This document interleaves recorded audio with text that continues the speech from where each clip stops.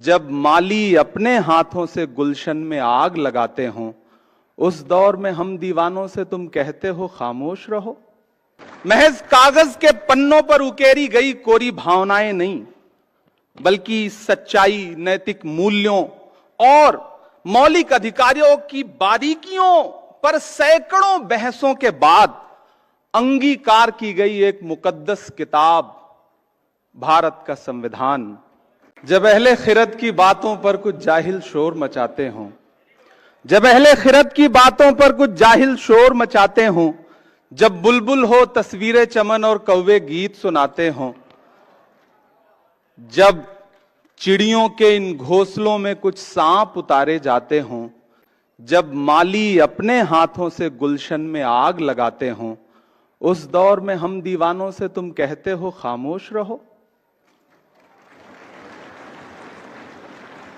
महज कागज के पन्नों पर उकेरी गई कोरी भावनाएं नहीं, बल्कि सच्चाई, नैतिक मूल्यों और मौलिक अधिकारों की बारीकियों पर सैकड़ों बहसों के बाद अंगीकार की गई एक मुकद्दस किताब, भारत का संविधान, जो भारत को एक संप्रभु, समाजवादी, धर्मनिरपेक्ष, लोकतांत्रिक गणराज्य घोषित करता है।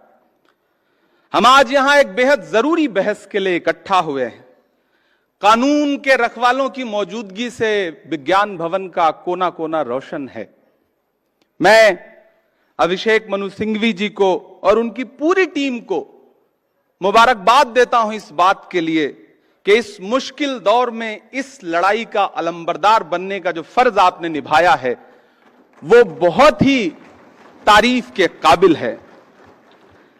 किसी भी लोकतांत्रिक व्यवस्था में अगर हाकिम के दिमाग में यह बात घर कर जाए कि मेरा आदेश ही है मेरा शासन, तो फिर यहां से शुरू होती है बुनियादी परेशानी।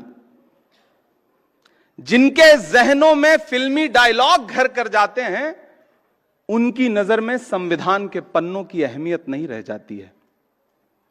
साथियों, याद करिए, संविधान निर्माता डॉक्टर बाबा साहब अंबेडकर जी कहते थे कि आर्टिकल 25 संविधान की आत्मा है। हर नागरिक को धर्म को स्वतंत्र रूप से मानने की और उसके प्रचार प्रसार की आजादी है। लेकिन मौजूदा सरकारें संविधान की रूह के साथ छेड़छाड़ कर रही हैं। धर्मांतरण विरोधी कानून हो, लव जिहाद का कानून हो, सीए का कानून हो, वक्फ अमेंडमेंट एक्ट हो या फिर बुलडोजर का एक्शन हो, यह सिर्फ संविधान की रूह के साथ छेड़छाड़ नहीं, बल्कि डॉक्टर बाबा साहब अंबेडकर की आत्मा के साथ भी नाइंसाफी है। मेरी आंखों के सामने देश के कोने कोने से आए हुए वकील साथी बैठे हैं।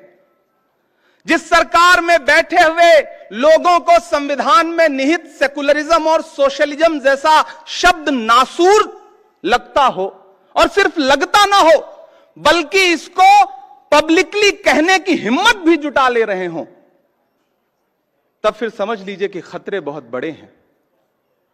साथियों, जब कानून लोगों को डराने का और उनकी आवाजों को कुचलने का हथियार बन जाए और उसमें आपकी पहचान और आपका नाम और आपका धर्म निर्णायक भूमिका निभाने लग जाए, तो समझ लीजिए कि हुकूमतों की मंशा क्या है।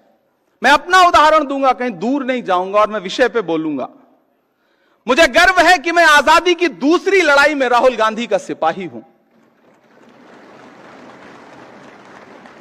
मैं उनके साथ चला हूं 4000 किलोमीटर कन्याकुमारी से कश्मीर तक, कंधे से कंधा मिलाकर। लोग मुझसे कहते थे, इमरान साहब आप नेता बाद में हैं, शायर पहले हैं, राहुल जी पैदल चल रहे हैं, शहजादा पैदल चल रहा है। मैंने कहा, शहजादे ऐसे नहीं होते हैं।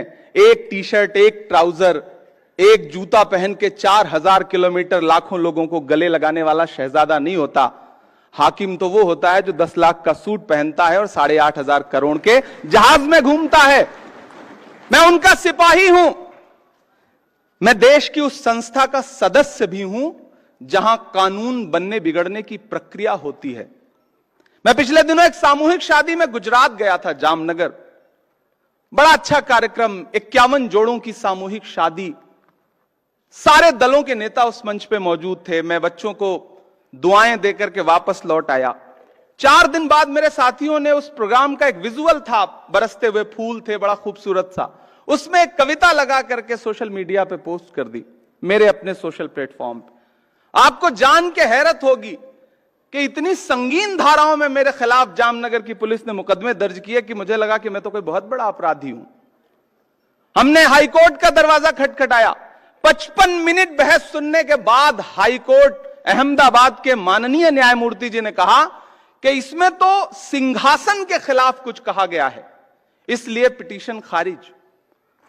हमें माननीय सुप्रीम कोर्ट की चौखट पे आना पड़ा और धन्यवाद कि इमरान प्रतापगढ़ी बनाम गुजरात सरकार के केस में माननीय उच्चतम न्यायालय ने जो फैसला दिया है वो एक नजीर बनेगा। मैं माननीय उच्चतम न्यायालय का आभार प्रकट करता हूं।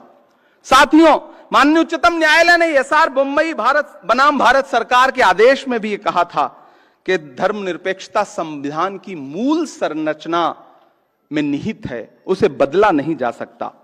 अब जब पुलिस थाने टॉर्चर चैंबर में बदल चुके हों, मैं बहुत जरूरी बात कह रहा हूं, अब जब पुलिस थाने टॉर्चर चैंबर में बदल चुके हों, जब पुलिस मशीनरी अपने आकाओं के लिए पर्सनल आर्मी की तरह व्यवहार कर रही हो, जब पुलिस एनकाउंटर मेडल हासिल करने का जरिया बन चुका हो, जब राज्य सरकारें लोगों के आशियाने उजाड़ करके अपना वोट एकजुट करने के प्रयासों में लगी हों, जब जालिम बुलडोजर किसी के लिए शौर्य का प्रतीक बन चुका हो, तब यह बहस और जरूरी हो जाती है कि देश धर्म से चलेगा या संविधान से चलेगा।